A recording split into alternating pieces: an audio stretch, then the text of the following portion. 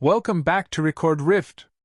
Today, we're diving into one of the most fascinating, yet often overlooked, chapters of history, the incredible voyages of Zheng He and China's lost age of exploration. Buckle up, because we're about to embark on a journey that spans across oceans and centuries. Born in 1371 in China, Zheng He was no ordinary man. He wasn't just a sailor, he was a navigator, diplomat, and one of the most famous admirals in Chinese history. His full name was Zheng He, but back then, he was known as Ma He, a Muslim of Hui descent. Captured as a child during a military campaign, he was eventually castrated and sent to serve the emperor. But little did the world know that this young boy would change the course of history. Zheng He's voyages took place during the Ming Dynasty, one of China's most prosperous eras. Emperor Yongle, who took the throne in 1402, wanted to assert China's influence far beyond its borders. And what better way to do that than through naval exploration? In 1405, the emperor ordered Zheng He to command an incredible fleet of ships, a fleet known as the Treasure Fleet. The Treasure Fleet was unlike anything the world had ever seen. This fleet consisted of up to 300 ships, including massive treasure ships that were over 400 feet long, much larger than the European ships of that era.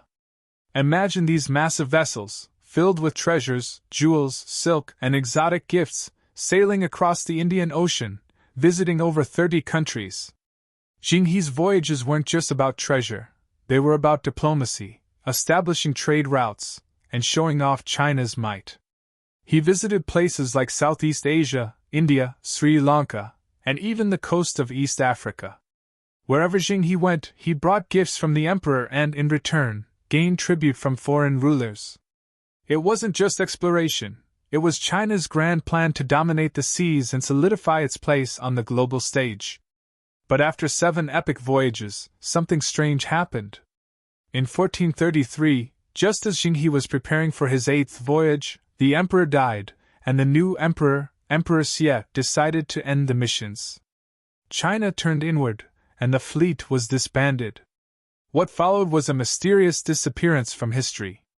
The treasure fleet faded into obscurity, and China's focus shifted to defending its borders rather than expanding its influence. Why did China abandon such an extraordinary venture? Historians have many theories, from political shifts to internal pressures. What's certain is that the age of Chinese exploration came to an abrupt end, and Zheng He's remarkable legacy was nearly lost to time. Luckily, over the centuries, Zheng He's voyages have been rediscovered and his legacy brought back to life. Today, his explorations continue to inspire people around the world, from scholars to adventurers, reminding us that the spirit of discovery and global connection is something that transcends time and borders. So, what do you think?